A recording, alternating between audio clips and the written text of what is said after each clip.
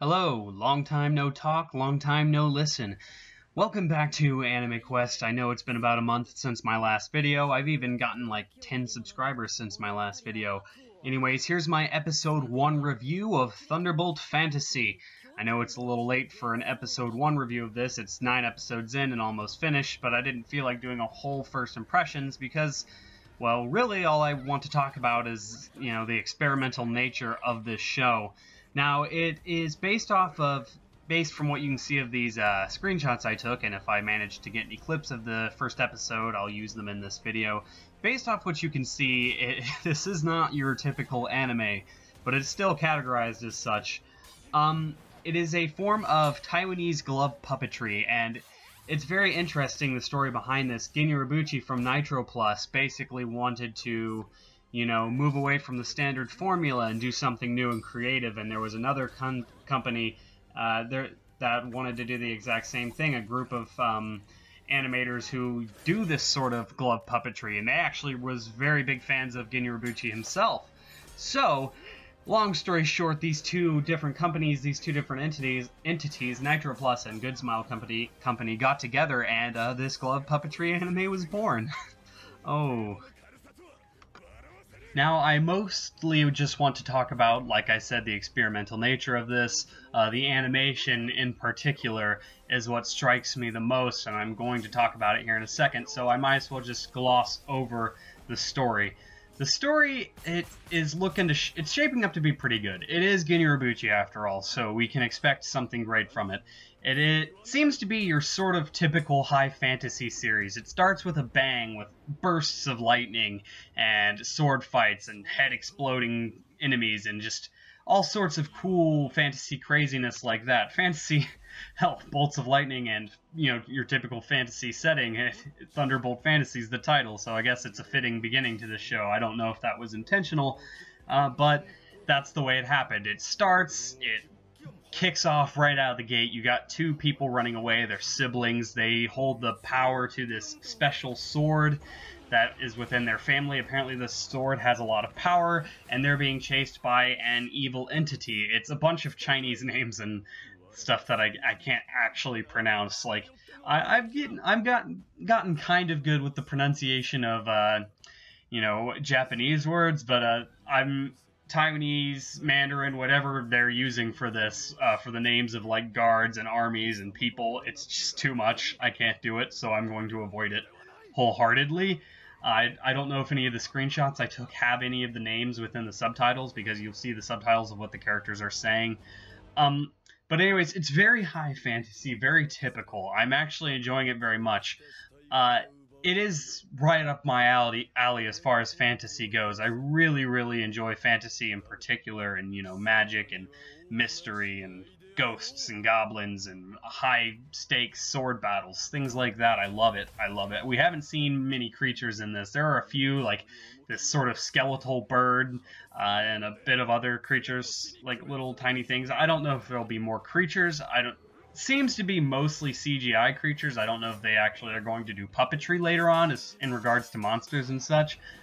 But basically that's the story in a nutshell, You have these siblings running away. One of the siblings, the sister, this chick, actually gets away and is found later by this guy and saved by this guy. He's like a wandering warrior from another town. He seems pretty cool, actually. He's very calm, collected, but at the same time, he's kind of just a go-lucky guy. Like, he's running through the rain. He just needs an umbrella. Just things like this. This mysterious-looking dude with white hair tells him that it seems to have been an offering. He must do this, be in good terms with the Buddha, blah, blah, blah, blah, blah.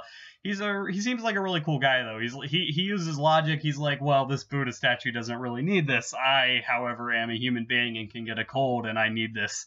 And he seems really cool, and he seems to be our main protagonist, as well as this chick who is the sister of from the beginning that I was talking about, the two siblings who hold the key to a certain power. It's a very interesting start to this sort of story, and it's a very typical story in the realm of fantasy. It's very interesting. I hope to see good things from this show in regards of its story, but that's not necessarily why I'm going to be watching it. On to music really quick. The music is actually done by Hiroyuki Sawano. At first, I was kind of thinking it wasn't too impressive. I'll try to play one of the song that was happening in the later half of the episode about right now. That song really got me amped up. If you know who Hiroyuki Sawano is, he did music for Attack on Titan, I believe Aldnoah Zero as well, and Kill la Kill. I'm not quite sure what other titles he's worked on as of the moment. Oh, Mobile Gundam Suit Unicorn. I believe he's also done it for Seraph of the End. He does really good soundtracks, if you ask me. Attack on Titan and Aldnoah Zero, and Guilty Crown as well, are 3 soundtracks that he's composed that I particularly like. I really like his music. It's really bombastic, high, heavy orchestra, and it really fits for the fantasy setting of this show. Now, moving on to the animation.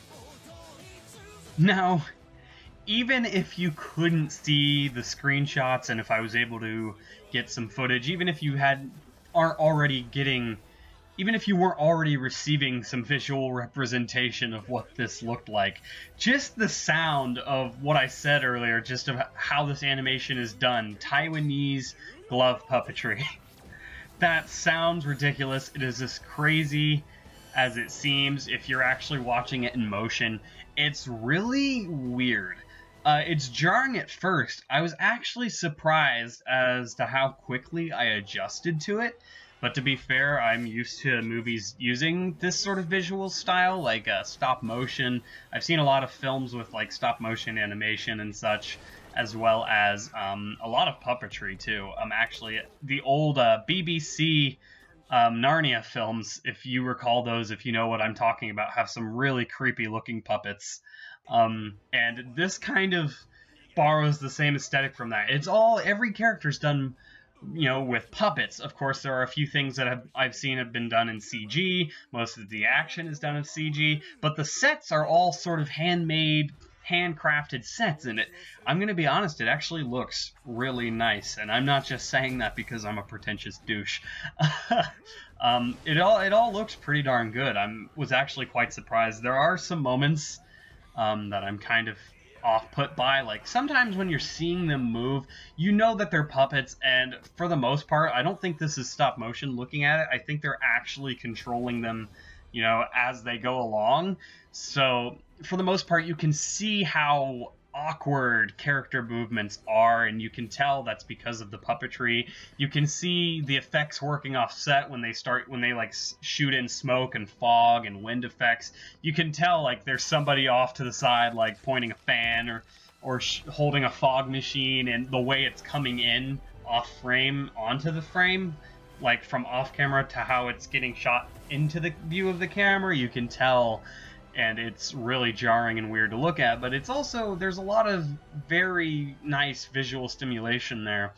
A lot of it looks really nice, and the CGI is integrated really well. And swordplay looks really good.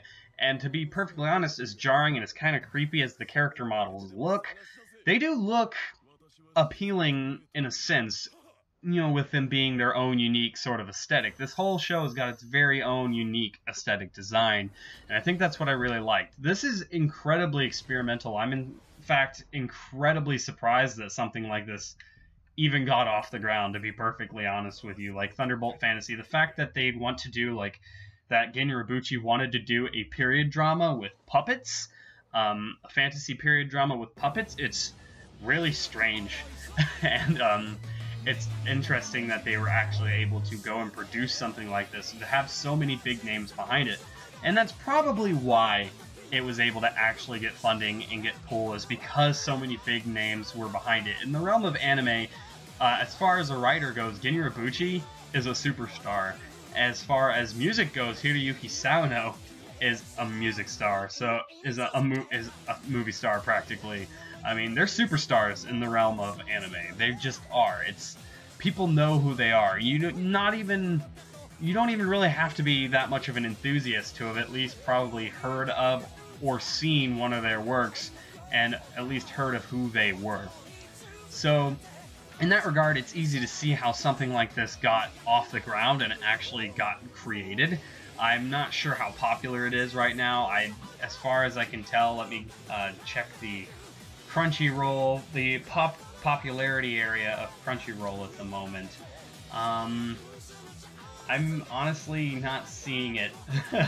So I doubt it's super popular. You can tell a lot of people are just going to take one look at it and just be like, nah.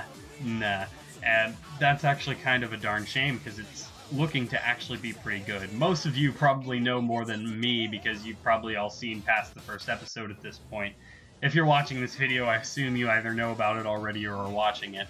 But if you are just hearing about this now, or you're kind of on the fence, I actually recommend you giving it a try. At least the first episode. So far, the first episode is all I've given a shot, but I'm going to keep watching.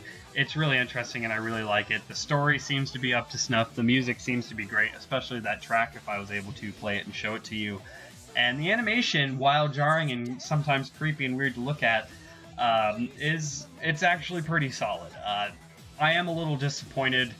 Their mouths so clearly are able to move, but they very rarely actually enable their characters' mouths to move when they're talking. It's mostly just a blank face with, you know, some Japanese guy screaming into the mic. So that is a little disappointing. I wish they'd give a little more emphasis on who's talking, because sometimes characters are off screen and talk, so it just makes it a tad confusing. But for the most part, each actor and actress has enough oomph and style and presence to sort of let you know and understand who's talking at what time. Anyways, this has been my episode 1 review for Thunderbolt Fantasy. I know that I have a lot more final impressions and reviews due out. I've been gone for a month, and I know if some of you are watching this who subscribed on my Fate Clade Liner Prisma Ilia impressions video, yes, I do plan on watching the show. In fact, at the rate it's going, it's probably almost finished airing. So I could probably just wait till it's finished and then just do an impressions of the entire series up to this point, up to Fate Clade Liner Prisma Ilia 3. As for other reviews, I actually plan on coming out with a full-fledged review of Chaika the Coffin Princess. I just got my Blu-ray for Avenging Battle. It just came in the mail a couple days ago, and I actually been putting off watching the entire series until I got this, because once I heard it was licensed by Sentai Filmworks, I was going to see if they were actually going to dub it. Then once the first season was coming out and it was dubbed, I was going to grab that, and I was like, okay, now I'll wait for the second season. Now that both seasons are out, I'm watching it, I'm writing a review, and there will be a review. It should be up within about a week or two. So there you go. As far as that, par for the course. If any interesting news comes out, I'm going to come out with that as fast as I possibly can, I guarantee you. And as far as other final impressions videos, you're just going to have to wait. I'm not going to spoil everything. I know I promised Fate Clade, but there are a few other recently airing shows that I'll also do.